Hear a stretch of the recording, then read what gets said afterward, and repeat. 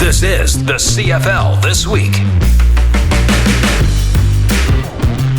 Welcome again to the CFL This Week, of course, where we love to talk about Canadian football. Labor Day just complete. And again, as always, so many storylines. And once again, we have joined together an all-star cast from all across the nation to talk about the game that we all love. And let's start with, from the nation's capital, heard on TSN 1200 in Ottawa, sportscaster AJ Jakubec. Thank you for joining us, AJ. Great to be with you. Hoping for a little bit better football this week. I'm sure you are. Hey, he's one of the smooth-sounding voices from TSN 1260 in Edmonton. Let's welcome Jason Gregor. Hubs, how you doing? Just a pleasure. Feeling great. He's the guy who developed the details, and then he split from TSN to become the voice of the Saskatchewan Roughriders on the home of Rider Radio, 620 CKRM, Derek Taylor. Derek, thanks for joining us. Thank you. Like AJ, I'm also hoping for better football next week. Well, you know what? Let's start right there. Hey, the Bombers execute a big win over the Riders, and I think let's start right there with you, Derek. Who is the number one team in the Canadian Football League right now?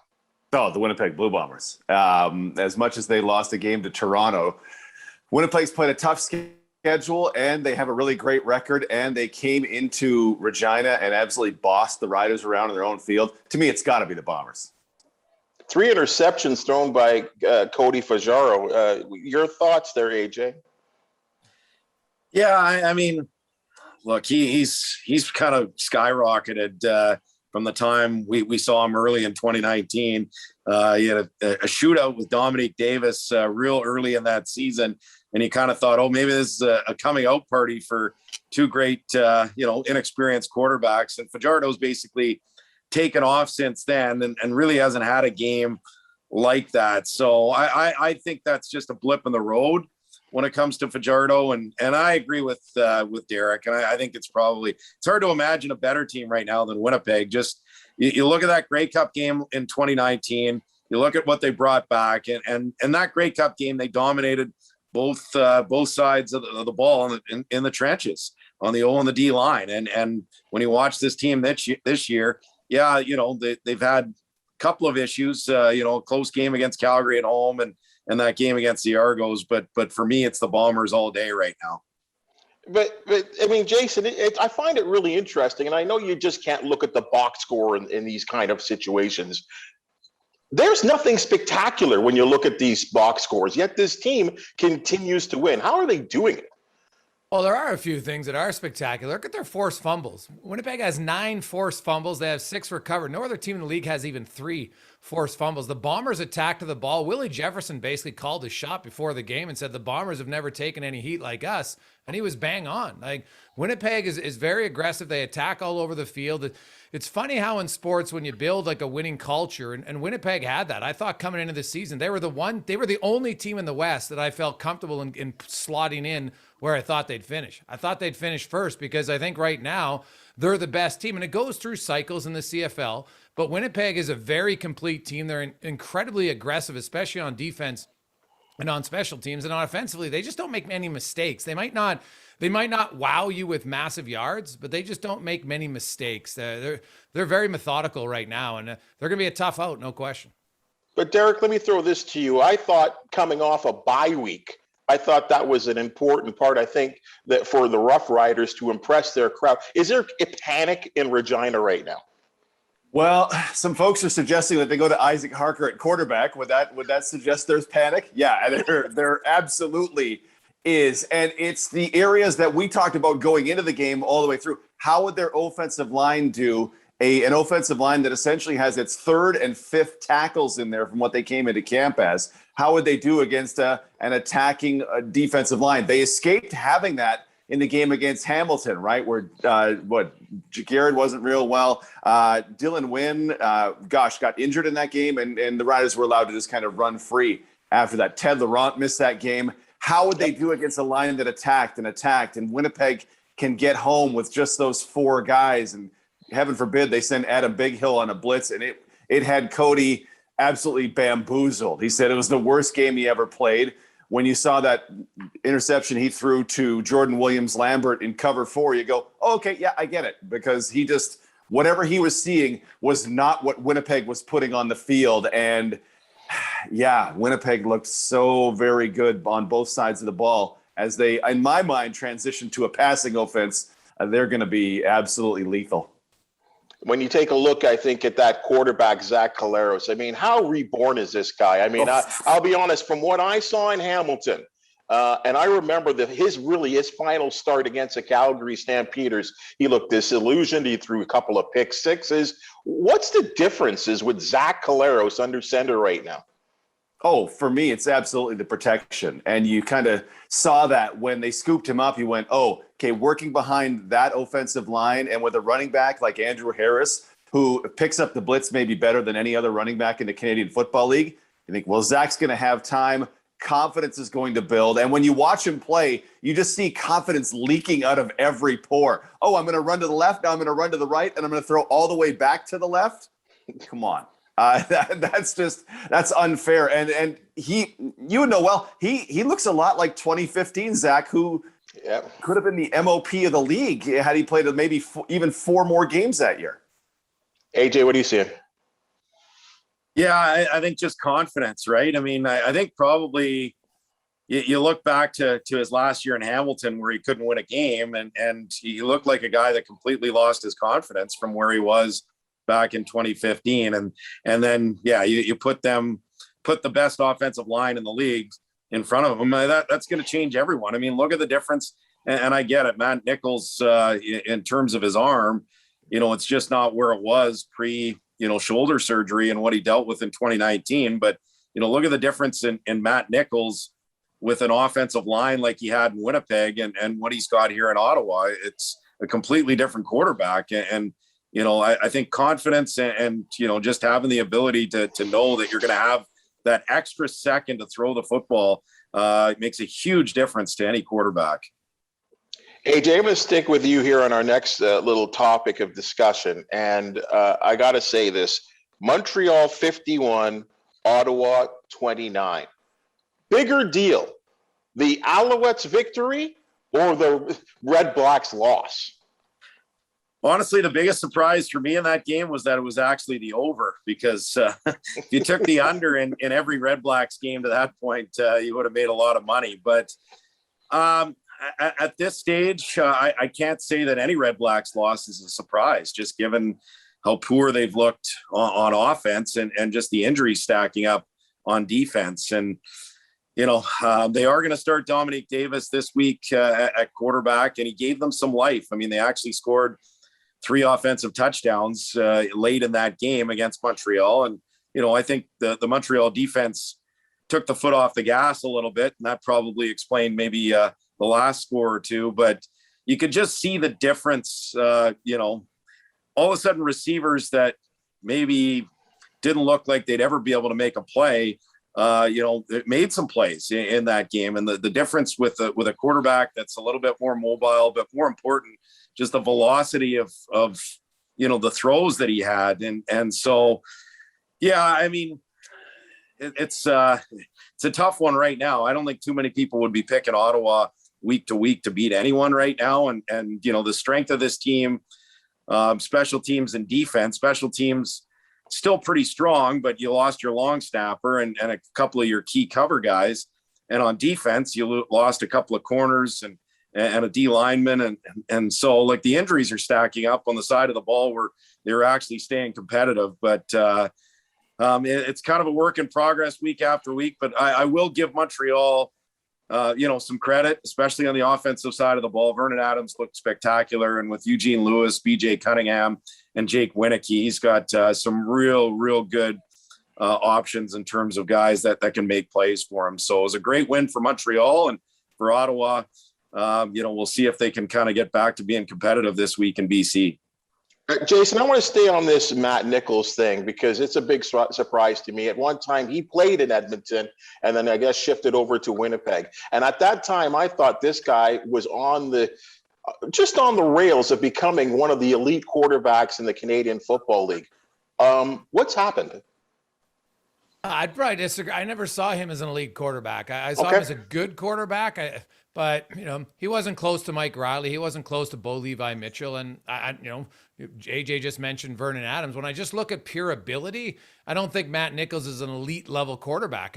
Ricky Ray in his time was elite level quarterback. And, Matt's a quarterback that, if you put him in the right system, he can make plays. He's not someone that, I don't know if he's necessarily, like, he's not the most athletic guy. And AJ talked about his arm strength after the soldier shirt. I don't think he had a bullet arm to begin with.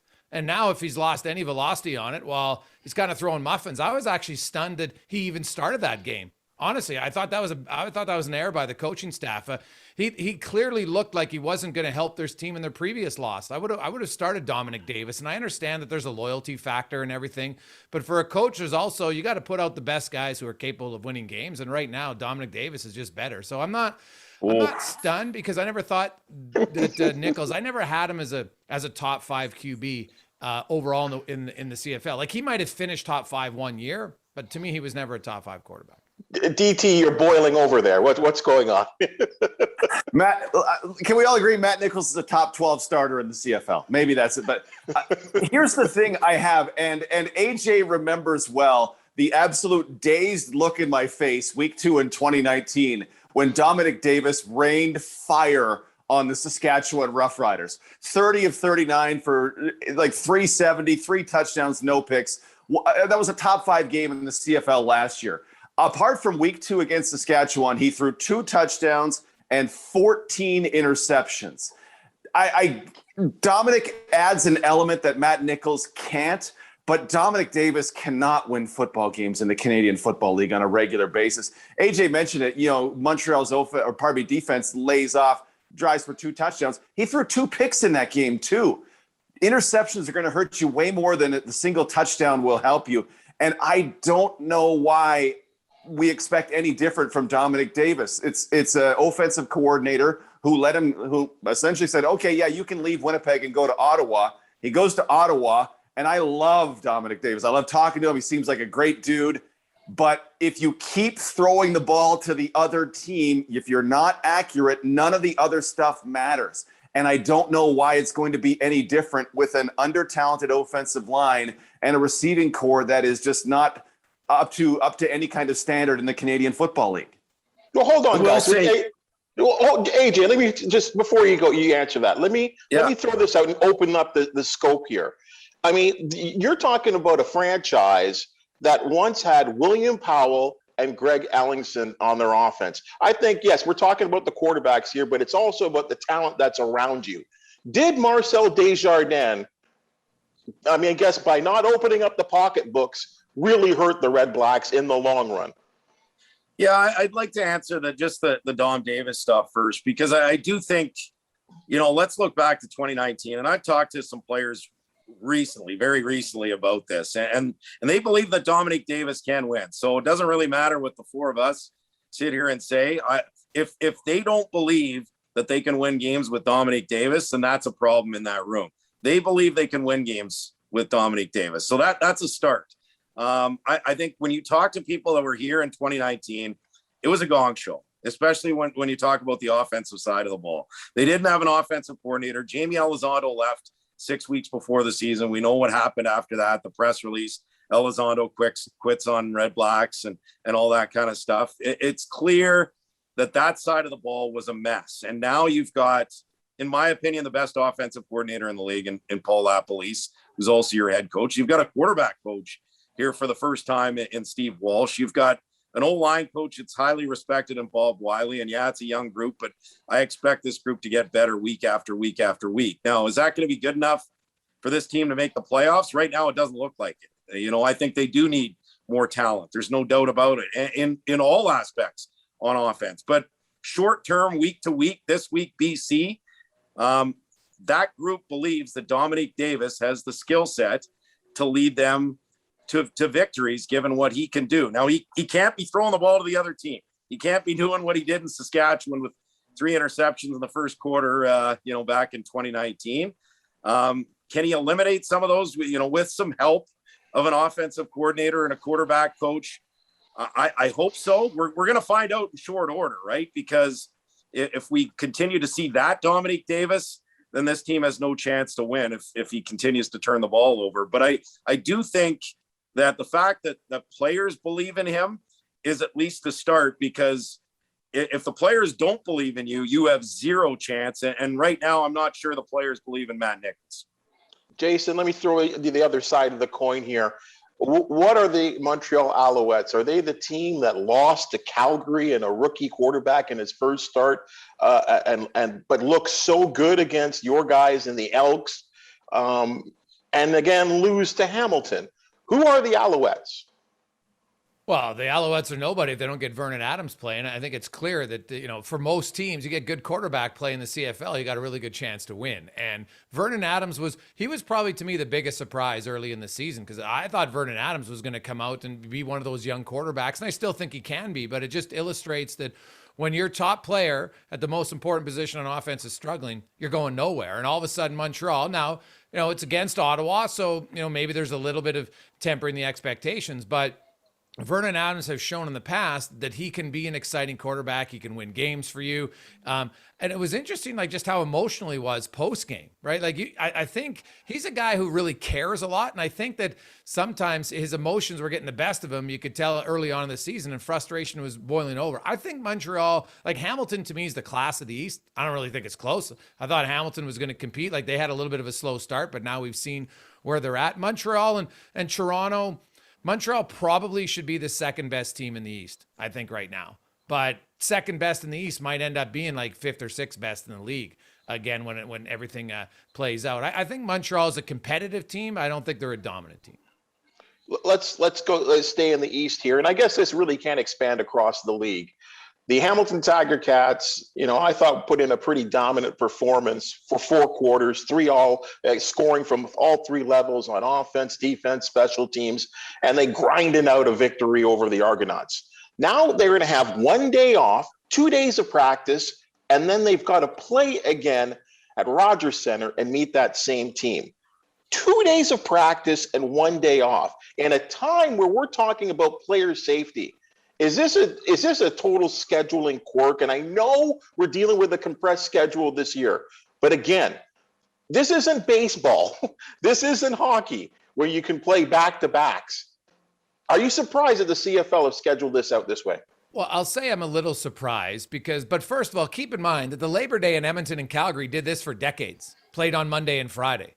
Right? No one complained like it was the end of the world. The players just got used to it. And is it difficult? 100%. But it's something that was done for many years. And then they changed. What I'm a little surprised by is the easily scheduling change would have been to put Ottawa and BC Friday night, because Ottawa played Friday. So a Friday game isn't a push. BC's on a bye. And you could have played Toronto and Hamilton as the early game at 11 a.m. Mountain, 1 p.m. Eastern, then went with Saskatchewan and Winnipeg, and then finished with Edmonton and Calgary, and still had your triple header on Saturday night. So it would have seemed like an easy scheduling thing. It's one time. I don't love it for player safety, but again, having covered, 20-some Labor Day classics of Monday, Friday, it's not completely outside the realms. And when you look at what Edmonton has to do at the end of the season, playing on a Monday, Friday seems like a cakewalk compared to what they have to do. Yeah, Sorry, AJ, go ahead. Blame the Argonauts. Blame Maple Leaf Sports and Entertainment. One of the frustrating things that Ottawa had to deal with at the start of the season when they looked at the schedule, and everyone had issues with the schedule, but some of the quirks in the schedule this year, Ottawa doesn't play Winnipeg. How does that make sense? I get, okay, you're playing 8 against the East and 6 against the West. Well, okay, you play one team twice in the West and the other 4 once. Well, they're not even playing Winnipeg, so that doesn't make sense. They're playing 3 games in 11 days, which they were supposed to get rid of, and they did get rid of because they played 4 games in 16 days back in 2017. Randy Ambrosie came in 2018 and said, this is never going to happen again. And so they brought the 21st week, so every team got 3 bye weeks. Well, this year, correct me if my math is wrong, but 63 games into 16 weeks, you should be able to fit that in where every team has 2 bye weeks. Well, the Redblacks have 3 bye weeks and are playing 3 games in 11 days. And what's the response that I got? MLSE gave 9 dates, count them, 9 dates that were available for their 7 home games. So that's basically probably why you don't have the flip of dates, is that Toronto said, okay, well, we've got we've got BMO Field on the Friday.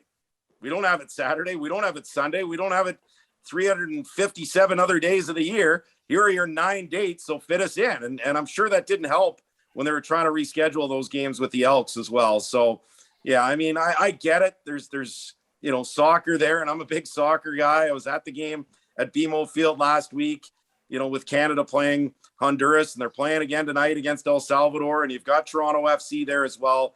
But you would think you'd be able to give at least more than 9 dates for 7 home games, and that's why we've got some of the scheduling problems that we do. Yeah, thanks for reminding me that the Argonauts didn't play at Rogers Center there. I was in a time warp of something there. Derek, your thoughts? I don't know what I can add to what the guys had. It's, you get what you get, right, with some of these facilities and stadiums. It'd be great if they didn't have to share it, but you get what you get, and anything's better than 3 games in 7 days. Imagine, Jason, if they had to squeeze a game in the middle of these games, then they're going to have to do it in November. That's going to be awful. Well, Jason, and that's the point here, and I don't know who's to blame here. Of course, Edmonton have their issues with the COVID a couple of weeks ago. The CFL respond by not giving the Argonauts the forfeited win, and they redo the schedule, and now they're playing 3 days in I think, an unbelievably tight timeline. Again, I'm going to keep bringing it up. Player safety. I mean, that's got to be real tough on the bodies for these guys. It is. They've obviously expanded the roster for those final 2 games. There's going to be 5 extra players, which really is going to mean that lots of players who are playing special teams and defense won't be playing special teams, right? I think that's where those 5 extra bodies are going to go, and that makes sense. So, that there's at least that where they've considered it. If I'm the Elks and I'm in a comfortable playoff position, I'm resting a lot of my guys as well. I think that's going to happen for sure. Whether it's the middle game of the 3, I'm not sure how they'll do it, but I'm kind of torn on that because when you look at like the Jacob Ruby story, it still pisses me off because there was no reason he had to lie. There's 0 reason, right? The only reason he lies is because he was selfish and he wanted the benefits of being a vaccinated player. Because if you were unvaccinated, you still got to be on the team. You still got to play the games. You just had to adhere to a different rule set after 2 weeks. So it's purely selfish. I have 0 sympathy for him. None. Like, we're in a time warp. We got so many selfish people. It pisses me off. Do what's better for the better of everybody else, not just yourself. So there had to be some consequences. The Elks were one of the lower vaccinated teams. And hey, trust the science numbers here. Derek's a number guy. He'll crunch it for you. He'll tell you pretty easily that, hey, guess what? Your odds are better if you're vaccinated than you're unvaccinated. And I don't blame, no one gets COVID on purpose, but there's consequences. And so Ruby paid consequences because everybody teaches their kids don't lie. So boo-hoo, I have 0 sympathy for him.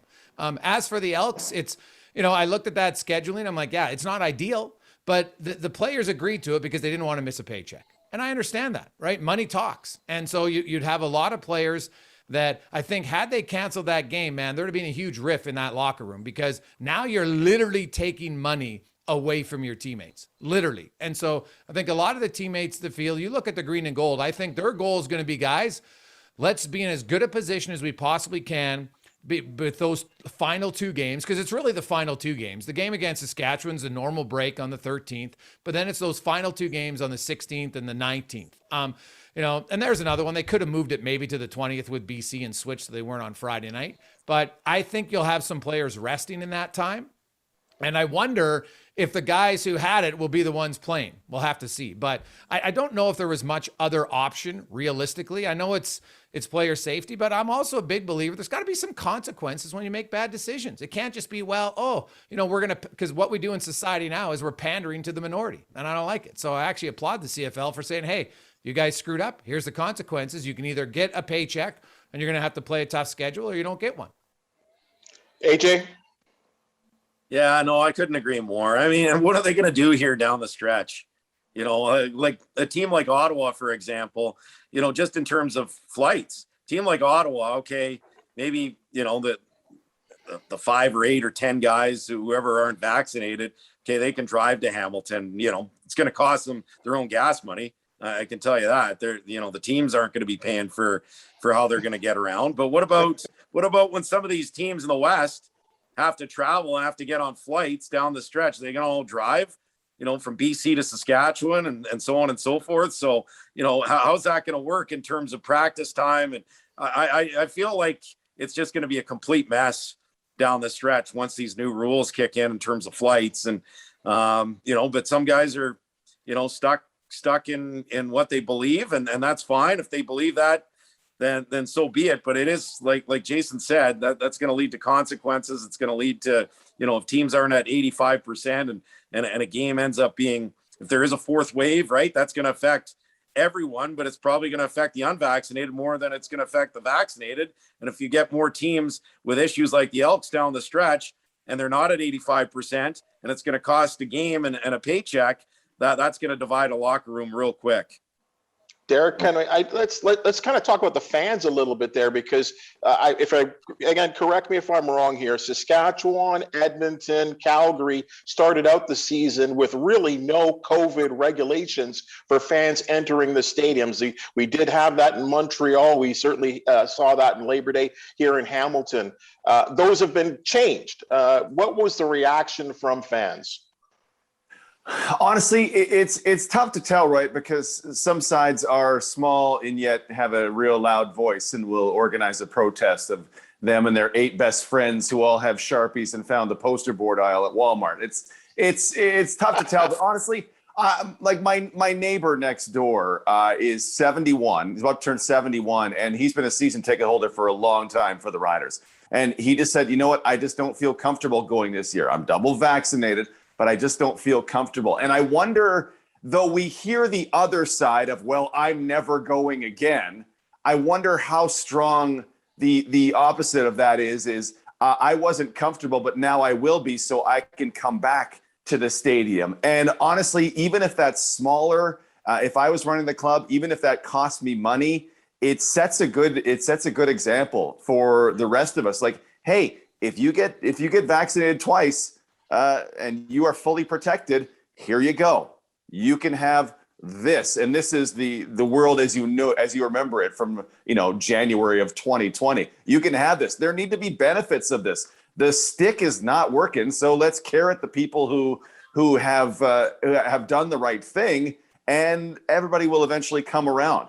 Because, hey, things like flying to work opportunities in Hamilton, say in the second Sunday of December, those are pretty valuable, right? So that Saskatchewan, that the Riders got onto the carrot end of this, I really like it. I really like that they did this. Jason, same response there in Northern Alberta. Yeah, they came around a little bit slower than I would have liked personally, but they did. And it'll only impact their final few regular season home games, because you had to give people the opportunity to get the 2 shots in time. It's ultimately the right decision. I saw Ottawa yesterday announce that they're not even going with the negative tests anymore. You got to be double vaxxed or you don't get in. And I think that's the next step here. I think that's ultimately going to be the next step. And they're not going to force anyone. It's just going to be, as Derek said, there's got to be benefits for doing what's right for the collective good. And I think that's ultimately what's going to happen around the league. I don't think you'll have complaints at all. And I think, as AJ pointed out, I'm fascinated by the rule changes and what it's going to lead. I think ultimately you're going to see, eventually close to 100% for players to get vaccinated if they want to play, right? Because otherwise you're going to lose paychecks and you lose your roster spot, and then you can't play next year. And I guess the science is there. That's what I don't understand. Unless you have a medical exemption, I don't really understand the reason not to follow the scientists who have studied it for 20 years. Let's end up on a fun one, guys. I'll start with you, AJ. Biggest surprise in the Canadian Football League through 5 weeks of play? Yeah, I mean, obviously, Bo Levi Mitchell being out helps with this, but I would say Calgary at 1-4. I mean, we're just used to, for the better part of 30 years, other than, a couple of years in between, the Wally era and basically what we've seen with the Huffnagel era. That's a team that you're just used to writing in pen that this is going to be a playoff team come November. And right now at 1-4, even with Bo Levi Mitchell potentially coming back sooner rather than later, I'm not sure this team is going to make the playoffs. So I would say just what we've seen so far from the 1-4 Stampeders. DT, what's rocking your shock? Oh, boy. I thought the Stamps would be bad, and they're not making the playoffs. They're done. They got 3 games against the Riders. They're done. Honestly, I'm surprised that Hamilton's only 500, and I get it, upon reflection, because they've had some real bad injuries, and they're still without their second and third best receiver. I thought they'd be a little better. I honestly thought Edmonton would be a little better, but it's good to see that both those teams are coming around. It's a real tough question because the surprise, it's Jake Maier. Jake Maier, that a kid comes off the bench and just starts shooting it up. Just, you know what? I threw 2 picks. Screw it. I'm going to try and throw a third one. I love the Jake Maier experience in Calgary. And if Bo could just hang out for a little bit more, I could get a little bit more Jake Maier in my life. I'm loving rookie quarterback just firing on all cylinders. Jason? For me, I think the biggest surprise early was just that the defenses were dominating. I thought after a lengthy layoff that it would be offensive, and we're starting to see the offense come around a little bit. And Trevor Harris had an interesting point that they really had no game film in their first 2 games because of, new defensive coordinators and then, in those places, or haven't been around for a long time. Now, maybe that's an excuse. I don't know. But the Elks offense has come around. AJ mentioned if Bo Levi comes back, but is he going to play defense? Calgary's given up the most passing yards and they've given up the most rushing yards defensively. Like this is a very weird thing to see because under John Hufnagel, the Calgary Stampeders have been the best team in the CFL consistently for a long time. But it's not just offensively; it's defensively right now that they're not very good at all. Like they're not really even that competitive. Like I can't remember the last time the Stamps were at number 9 in both defensive yards allowed and rushing yards. So to me, that would probably be the biggest surprise. And Bo Levi Mitchell, the league needs him, but in the last 2 years, there's been 23 games for Calgary. He's only played in 12 of them. So you do wonder, where's the long-term health of Bo Levi Mitchell? You hope that it's just a sense of an injury or 2 and that's it. But you do wonder if Maier now is going to be the future guy because injuries are potentially an issue for Bo Levi. That's something to monitor the rest of this year and next. Well, folks, we're going into week 6. And again, we just some stimulating real topics of conversation there. We look forward to a couple more. Hey, Derek Taylor, AJ Jakubec, Jason Gregor, thank you so much for joining us here on the CFL this week. I think just outstanding contributions by all 3 of you. And what I love to hear the opinions. It's just a great stuff. And again, as I said earlier about the league that we love to criticize sometimes, but certainly the league that we love. Thank you so much for joining us. Folks, this has been the CFL This Week on the Tiger Cats Audio Network. We will see you next week.